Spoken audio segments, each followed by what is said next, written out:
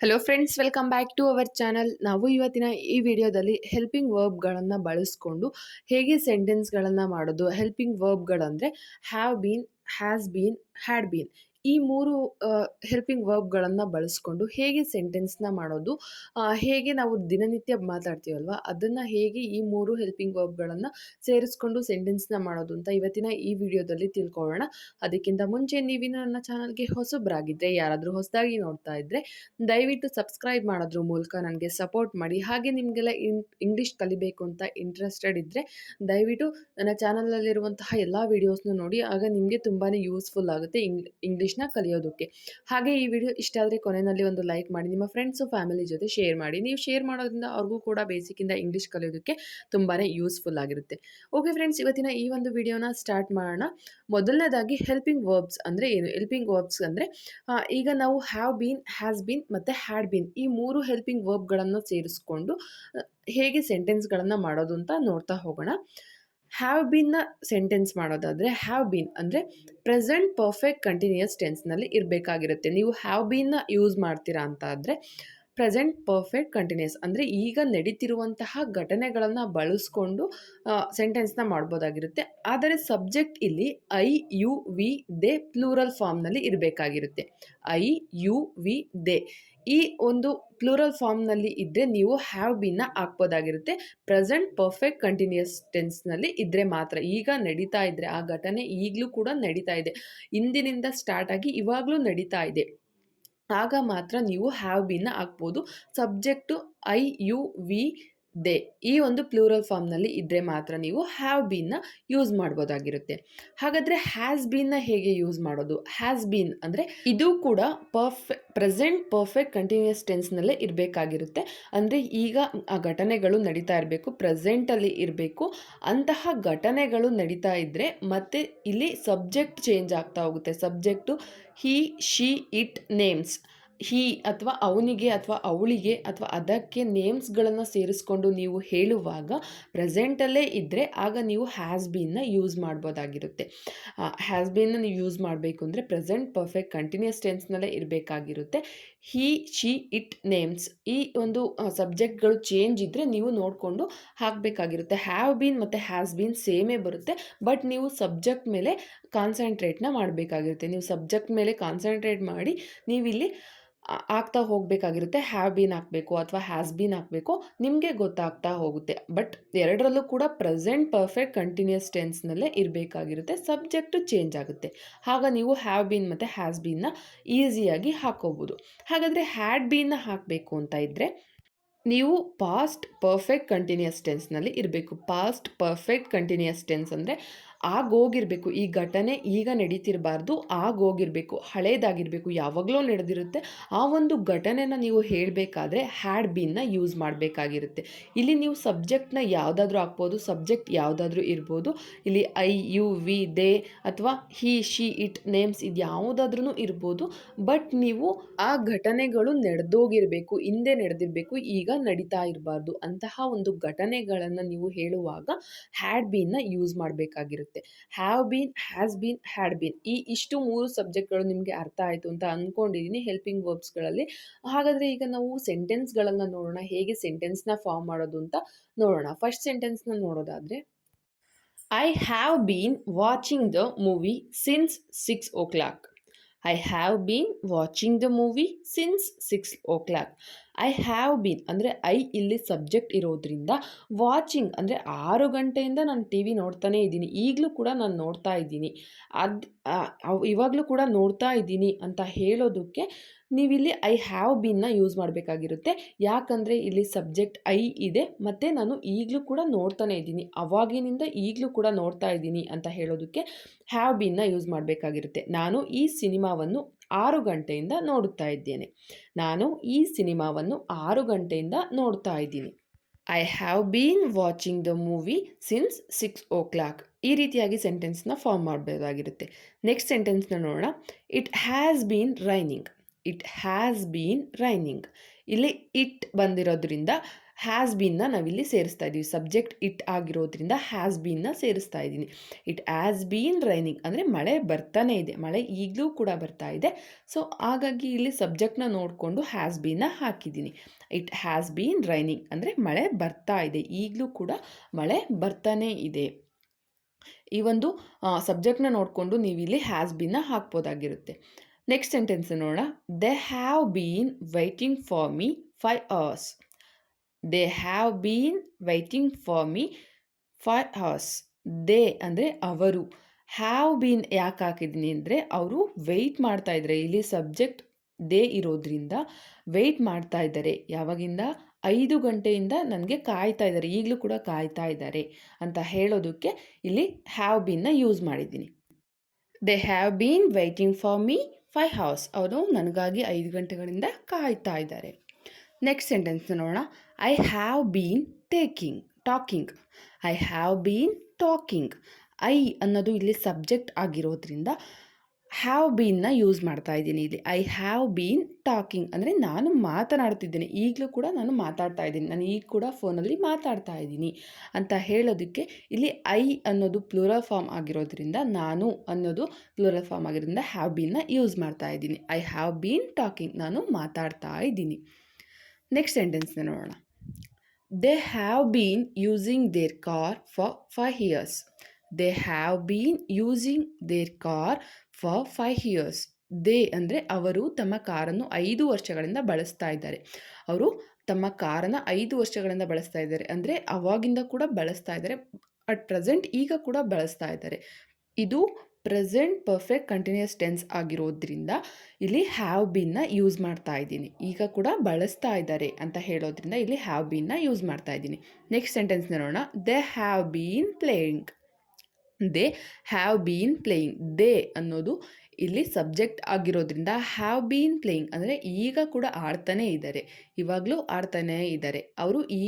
ಅವರು ಆಡ್ತಾನೇ ಇದ್ದಾರೆ ಅಂದರೆ ಅವಾಗಿಂದ ಆಡ್ತಾ ಇದ್ದಾರೆ, ಈಗಲೂ ಕೂಡ ಆಡ್ತಾನೇ ಇದ್ದಾರೆ ಅಂತ ಹೇಳೋದಕ್ಕೆ ಇಲ್ಲಿ ಹ್ಯಾವ್ ಬೀನ್ನ ಯೂಸ್ ಮಾಡ್ತಾ ಇದ್ದೀವಿ. ದೇ ಇಲ್ಲಿ ಸಬ್ಜೆಕ್ಟ್ನ ನೋಡಬೇಕಾಗಿರುತ್ತೆ ನೀವು, ಅದರಿಂದ ನಾವಿಲ್ಲಿ ಹ್ಯಾವ್ ಬೀನ್ನ ಯೂಸ್ ಮಾಡ್ತಾ ಇದ್ದೀವಿ. ದೇ ಹ್ಯಾವ್ ಬೀನ್ ಪ್ಲೇಯಿಂಗ್, ಅವರು ಆಡ್ತಾನೇ ಇದ್ದಾರೆ ಅಂತ ಹೇಳ್ಬೋದಾಗಿರುತ್ತೆ. ನೆಕ್ಸ್ಟ್ ಸೆಂಟೆನ್ಸ್ ನೋಡೋಣ. You have not been attending since 13 July. You have not been attending since 13 July. ನೀನು ಜುಲೈ 13ರಿಂದ ತರಗತಿಗೆ ಹಾಜರಾಗುತ್ತಿಲ್ಲ. ಇಲ್ಲಿ ಯು ಅನ್ನೋದು ಸಬ್ಜೆಕ್ಟ್ ಆಗಿರೋದ್ರಿಂದ ಹ್ಯಾವ್ ನಾಟ್ ಬೀನ್ ಅಂದರೆ ನೀನು ಬರ್ತಾ ಇಲ್ಲ, ತರಗತಿಗೆ ಬರ್ತಾ ಇಲ್ಲ. ಸಿನ್ಸ್ ಅಂದರೆ 13ನೇ ತಾರೀಕಿಂದ, 13 ಜುಲೈಯಿಂದನೂ ನೀನು ತರಗತಿಗೆ ಬರ್ತಾ ಇಲ್ಲ, ಕ್ಲಾಸಸ್ಗೆ ಬರ್ತಾ ಇಲ್ಲ ಅಂತ ಹೇಳೋದ್ರಿಂದ ಹ್ಯಾವ್ ಬೀನ್ನ ಯೂಸ್ ಮಾಡ್ಬೋದು. Next sentence. I had been talking with her. I had been talking with her. Had ಬೀನ್ನ ಇಲ್ಲಿ ನಾವು ಯಾಕೆ ಯೂಸ್ ಮಾಡ್ತಾ ಇದ್ದೀವಿ ಅಂದರೆ ಇಲ್ಲಿ ಸಬ್ಜೆಕ್ಟ್ ಐ ಬಂದಿದೆ, ಅದನ್ನು ಇಲ್ಲಿ ಸಬ್ಜೆಕ್ಟ್ ಲೆಕ್ಕಕ್ಕೆ ಬರೋದಿಲ್ಲ. ನಾನು ಅವಳ ಜೊತೆ ಮಾತಾಡ್ತಾ ಇದ್ದೆ, ಇದು ಆಗೋಗಿರೋ ಘಟನೆ ಆಗಿರೋದ್ರಿಂದ ಇಲ್ಲಿ ಹ್ಯಾಡ್ ಬೀನ್ನ ಯೂಸ್ ಮಾಡ್ತಾ ಇದ್ದೀನಿ. ನಾನು ಈಗ ಮಾತಾಡ್ತಾ ಇಲ್ಲ, ಮಾತಾಡ್ತಾ ಇದ್ದೆ, ಈಗ ಮಾತಾಡ್ತಾ ಇಲ್ಲ ಅಂತ ಹೇಳೋದಕ್ಕೆ ಇಲ್ಲಿ ಹ್ಯಾಡ್ ಬೀನ್ನ ಯೂಸ್ ಮಾಡ್ತಾ ಇದ್ದೀವಿ. ನಾನು ಅವಳ ಜೊತೆ ಮಾತಾಡ್ತಾ ಇದ್ದೆ. I had been talking with her.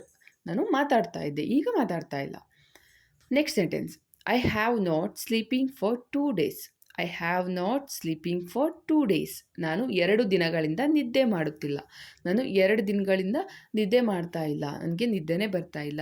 I ಅನ್ನೋದು ಇಲ್ಲಿ ಸಬ್ಜೆಕ್ಟ್ ಆಗಿರೋದ್ರಿಂದ ಹ್ಯಾವ್ ನಾಟ್ನ ಇಲ್ಲಿ ಯೂಸ್ ಮಾಡ್ತಾ ಇದ್ದೀವಿ. ನಾನು 2 ದಿನಗಳಿಂದ ನಿದ್ದೆ ಮಾಡ್ತಾ ಇಲ್ಲ, ನಿದ್ದೆ ಬರ್ತಿಲ್ಲ ನನಗೆ. I have not sleeping for 2 days ಅಂತ ಹೇಳ್ಬೋದು.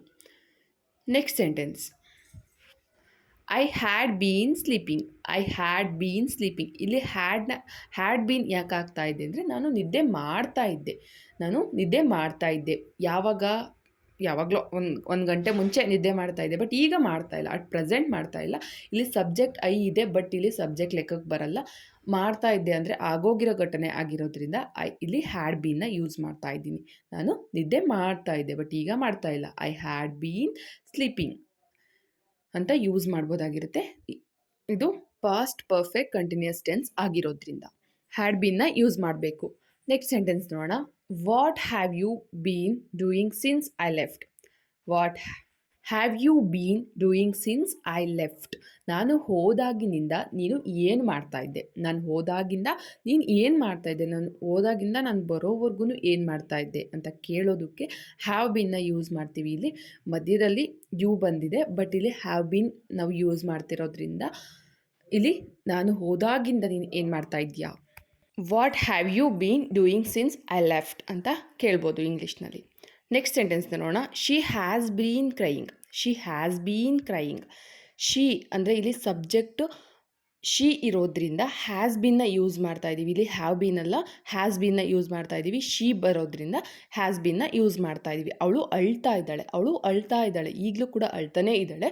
ಹಾಗಾಗಿ ಇಲ್ಲಿ ಹ್ಯಾಸ್ ಬೀನ್ನ ಯೂಸ್ ಮಾಡ್ತಾ ಇದ್ದೀವಿ. ಅವಾಗಿಂದ ಅಳ್ತಿದ್ಲು, ಈಗ ಕೂಡ ಅಳ್ತಾ ಇದ್ದಾಳೆ ಅಂತ ಹೇಳೋದಕ್ಕೆ ಶಿ ಹ್ಯಾಸ್ ಬೀನ್ ಕ್ರೈಯಿಂಗ್ ಅಂತ ಹೇಳ್ಬೋದು.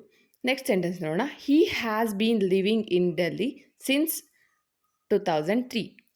He has been living in Delhi since 2003. ಹಿ ಇಲ್ಲಿ ಸಬ್ಜೆಕ್ಟ್ ಹಿ ಬಂದಿರೋದ್ರಿಂದ ನಾವಿಲ್ಲಿ ಹ್ಯಾಸ್ ಬೀನ್ನ ಯೂಸ್ ಮಾಡ್ತಾ ಇದ್ದೀವಿ. ನಾನು ಹೇಳಿದ್ನಲ್ವ, ಹಿ ಶಿ ನೇಮ್ಸ್ ಇವೆಲ್ಲ ಯೂಸ್ ಮಾಡುವಾಗ ಹ್ಯಾಸ್ ಬೀನ್ನ ಯೂಸ್ ಮಾಡಬೇಕು. ಅವನು 2003ರಿಂದ ದೆಹಲಿಯಲ್ಲಿ ವಾಸಿಸುತ್ತಿದ್ದಾನೆ. ಅವನು 2003ರಿಂದ ದೆಹಲಿಯಲ್ಲಿ ವಾಸ ಮಾಡ್ತಾ ಇದ್ದಾನೆ. ಅವನು ದೆಹಲಿಯಲ್ಲಿ ವಾಸ ಮಾಡ್ತಾ ಇದ್ದಾನೆ, 2003ರಿಂದ ಈಗಲೂ ಕೂಡ ವಾಸ ಮಾಡ್ತಾ ಇದ್ದಾನೆ ಅಂತ ಹೇಳೋದಕ್ಕೆ ಇಲ್ಲಿ ಹ್ಯಾಸ್ ಬೀನ್ನ ಯೂಸ್ ಮಾಡ್ಬೋದಾಗಿರುತ್ತೆ. ನೆಕ್ಸ್ಟ್ ಸೆಂಟೆನ್ಸ್ನ ನೋಡೋಣ. She had been crying. She had been crying. ಇಲ್ಲಿ ಹ್ಯಾಡ್ ಬೀನ್ನ ಯಾಕೆ ಯೂಸ್ ಮಾಡ್ತೀವಿ ಅಂತ ಅಂದರೆ ಅವಳು ಅಳ್ತಾ ಇದ್ಲು ಅಂದರೆ ಅವಾಗ ಅಳ್ತಿದ್ಲು, ಬಟ್ ಇವಾಗ ಅಳ್ತಾ ಇಲ್ಲ. ಆದ್ದರಿಂದ ಇಲ್ಲಿ ಹ್ಯಾಡ್ ಬೀನ್ನ ಯೂಸ್ ಮಾಡ್ತೀವಿ.